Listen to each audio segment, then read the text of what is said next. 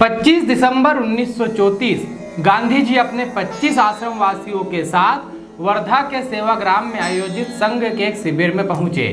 1500 स्वयंसेवक अनुशासनबद्ध होकर गणवेश में उपस्थित थे। दस्तावेजों के अनुसार गांधी जी ने शिविर की स्वच्छता और स्वयंसेवकों के व्यवहार की प्रशंसा की। उन्होंने डॉक्टर हेडगेवार जी के निकट सहयोगी अप्पाजी जोशी से कहा कि मुझे शिविर में आकर बहुत प्रसन्नता हुई। ऐसा मोहक दृश्य मैंने पहले कभी नहीं देखा। मोहनदास गांधी जी यह देखकर भी बहुत प्रभावित हुए कि कैसे एक ही घंटे में 1500 से अधिक लोगों ने भोजन ग्रहण कर लिया। मोहनदास गांधी जी ने बताया कि कांग्रेस में 2 समय के भोजन के लिए 1 रुपये का खर्च आता है, यहाँ संघ में कितना आता है? और उत्तर सुनकर आश्चर्यचकित रह गए कि संघ में 9 समय के भोजन की व्यवस्था 1 रुपये में होती है। उन्हें इस बात पर विश्वास नहीं हो रहा था, तो अप्पाजी जोशी ने बताया कि स्वयंसेवक अपना राशन और दैनिक उपयोग की सामग्री यहाँ खुद लेकर आते हैं, इसलिए इतने कम में सब संभव हो पाता है। फिर गांधी जी स्वतंत्र रूप से स्वयंसेवकों से मिलने लगे। उन्होंने स्वयंसेवकों से पूछा कि वे सब भिन्न जाति वाले हैं और बिना किसी भेदभाव के एक साथ कैसे रह लेते हैं। तो एक स्वयंसेवक ने उत्तर दिया कि हम सब हिंदू हैं व हम सब बंधु हैं। जब देश में भेदभाव चरम पर था, ऐसे समय में इस प्रकार के आचरण को देख गांधी जी अत्यंत प्रभावित हुए। वे डॉक्टर जी से मिलने को और आतुर होने लगे और अगले दिन यानी 26 दिसंबर को डॉक्टर जी से मिले।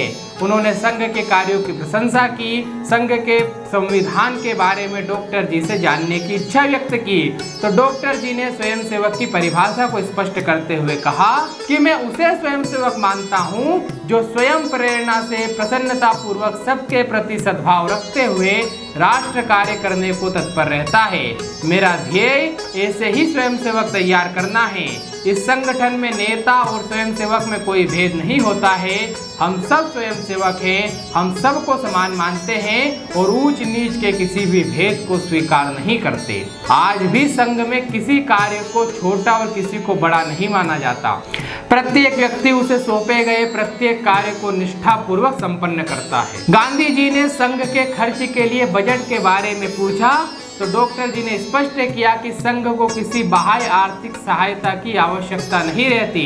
संघ का काम स्वयंसेवकों के द्वारा दी गई गुरु दक्षिणा से चलता है। संघ की इस प्रकार की कार्यप्रणाली को, अद्भुत कार्यप्रणाली को देख गांधी जी को विश्वास नहीं हो रहा था। इतने अनुशासित सदस्य, कोई भेदभाव नहीं और स्वयं के खर्च से स्वयं का काम छोड़कर देश का काम करने वाले ऐसे लोगों का एक संगठन स्वार्थी कहे जाने वाले समाज में विराट रूप लेता जा रहा है।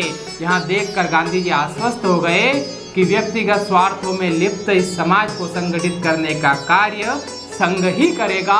और जब संघ की स्थापना की 1 सदी पूरी हो रही है, तब यहाँ सबको दिखने भी लगा है। धन्यवाद।